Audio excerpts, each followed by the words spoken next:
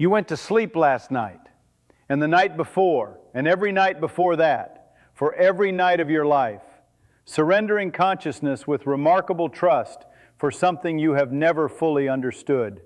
You closed your eyes and the world stopped, or seemed to stop, and roughly 8 hours later you opened them again, and you were still you, more or less, in more or less the same place, with more or less the same memories and personality and sense of self that you had when you closed them. Sleep felt like nothing. Sleep felt like a pause, a maintenance window, a necessary inconvenience between the real events of your life. That is what sleep looks like from the outside. From the inside, from the perspective of the biology actually running during those 8 hours, sleep is not a pause. It is one of the most violent, most metabolically demanding, most structurally transformative processes your body runs. And the reason your brain requires you to lose consciousness to run it, the reason it cannot be done while you are awake, cannot be deferred, cannot be replaced by rest or quiet or any other state, involves a discovery so recent and so unsettling that its full implications have not yet reached most doctors, let alone most people. What is happening to your brain right now during sleep that is so important the brain shuts down your entire conscious life to accomplish it? And what happens? What specifically, physically, measurably happens to your brain tissue when you do not get enough? The answer involves a system that was unknown to science until 2013, a system that runs only at night, a system that, when it is not given adequate time to complete its work, leaves behind a specific toxic residue that accumulates across years and decades into something that looks, at its endpoint, like one of the most feared diseases in the modern world. The answer is going to change what you do tonight. Now let's be fair to the conventional understanding because it is not nothing. Sleep consolidates memory. The neuroscience of this is well established. The process by which short-term memories are transferred to long-term storage during sleep has been studied for decades. Sleep regulates hormones. Growth hormone is released primarily during deep sleep. Cortisol follows a circadian rhythm that sleep disrupts when disrupted. Sleep supports immune function. Sleep-deprived subjects respond poorly to vaccines, recover slowly from illness. The case for sleep as important is not new. You might say, I know sleep matters. I feel terrible when I don't get enough. My body tells me clearly. I don't need more reasons to prioritize it. And if you are already sleeping 8 hours and protecting that time, what follows will simply explain why your instincts are correct. But if you are treating sleep as negotiable, as the variable you compress when work or family or entertainment demands more hours from the day, then let's check what is actually being traded when you make that trade. If you want to understand how the universe actually works, not just how it looks, but how it works, hit that subscribe button. We are going to take things apart and see what makes them tick. Let's find things out together. Here is the discovery. In 2013, a neuroscientist named Macon Nettergaard and her colleagues at the University of Rochester published a paper in Science that described for the first time a waste clearance system in the brain that had somehow been overlooked entirely by a century of neuroscience. They called it the glymphatic system. Here is what it is. The brain is the most metabolically active organ in the body. It consumes approximately 20% of the body's total energy, despite being roughly 2% of its mass. Metabolic activity produces waste, toxic byproducts that accumulate in the tissue and must be cleared.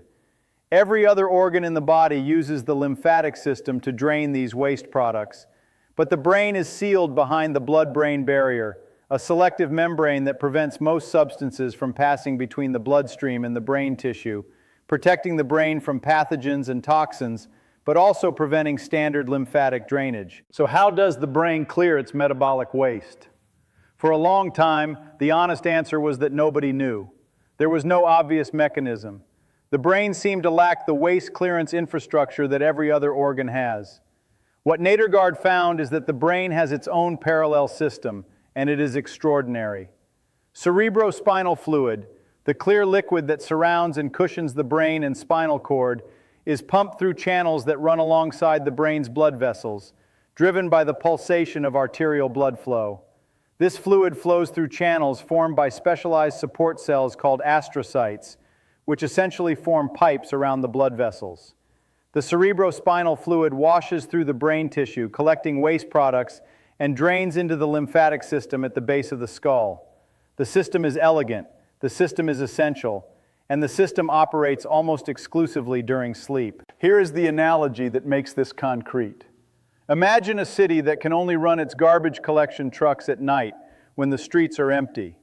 During the day, the streets are full of traffic, neurons firing, signals traveling, the constant business of consciousness, and the garbage trucks cannot move. The waste accumulates on the sidewalks. At night, the traffic stops, the trucks run, the streets are cleared. In the morning, the city is clean enough to function again. Your brain is that city. Sleep is when the trucks run. Do you see what happens?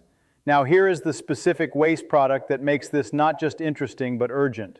One of the primary metabolic byproducts that the glymphatic system clears during sleep is amyloid beta, a protein fragment that, when it accumulates in brain tissue, forms the plaques that are the defining pathological feature of Alzheimer's disease. Amyloid beta is produced continuously as a normal byproduct of neural activity.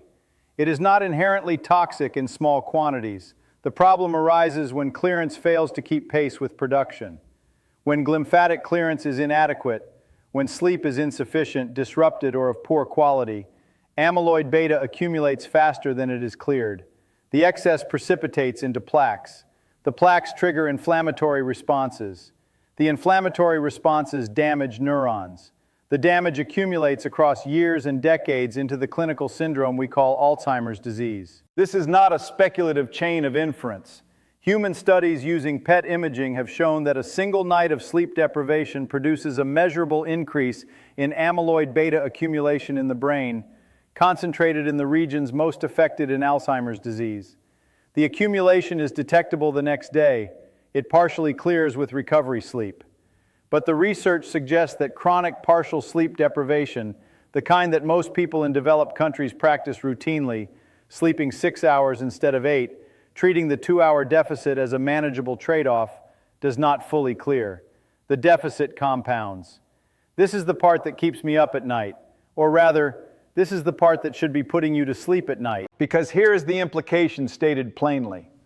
Alzheimer's disease, the most common form of dementia, the disease that currently has no cure and limited treatment, the disease that ends the cognitive life of 1 in 9 people over 65 and nearly 1 in 3 people over 85, may be, in significant part, a disease of insufficient sleep. Not entirely, not simply. The genetics are real, the other risk factors are real, the disease is multifactorial. But the mechanistic link between chronic sleep deprivation and amyloid accumulation is real. The epidemiological correlation between poor sleep and Alzheimer's risk is real, and the direction of the causal arrow, poor sleep contributing to pathology, not merely resulting from it, is supported by increasing evidence. You are not just tired when you skip sleep. You are making a deposit into an account that charges interest across decades and collects at the end of cognitive life. Now let's extend beyond amyloid, because the glymphatic system clears other waste products too. Tau protein, which forms the neurofibrillary tangles that are the second pathological hallmark of Alzheimer's, alpha-synuclein, which accumulates in Parkinson's disease, and a range of other metabolic byproducts whose long-term effects are still being characterized. Sleep is not specifically anti-Alzheimer's. Sleep is the brain's general waste management system, and the diseases associated with its failure are the diseases of waste accumulation, the neurodegenerative conditions that rob people of memory, movement, personality, and finally consciousness itself. The brain is doing something else during sleep beyond glymphatic clearance. The synaptic homeostasis hypothesis, developed by Giulio Tononi and Chiara Cirelli, proposes that during waking hours, synapses throughout the brain strengthen in response to experience, learning, and stimulation. By the end of the day, the synaptic network is saturated, overconnected, energetically expensive, noisy with recent activity. Sleep downscales this, pruning synaptic strength back to a sustainable baseline, consolidating what matters, clearing the signal-to-noise ratio for the next day's learning. You do not sleep to rest your brain, you sleep to reset it. The difference is significant. Rest implies a pause in activity. Reset implies a necessary recalibration that can only be done offline. The brain during sleep is not inactive. It is running specific programs that cannot run while consciousness is using the hardware. Bring this back to tonight and to the specific, physical, measurable consequence of what you choose to do with the next 8 hours. If you sleep less than 7 hours tonight, your glymphatic clearance will be incomplete. The amyloid beta that accumulated during today's neural activity will not be fully cleared. Some fraction of it will remain in your brain tissue tomorrow morning. If you do this routinely, if you are one of the roughly 40% of Americans who report regularly sleeping less than 7 hours, that fraction accumulates.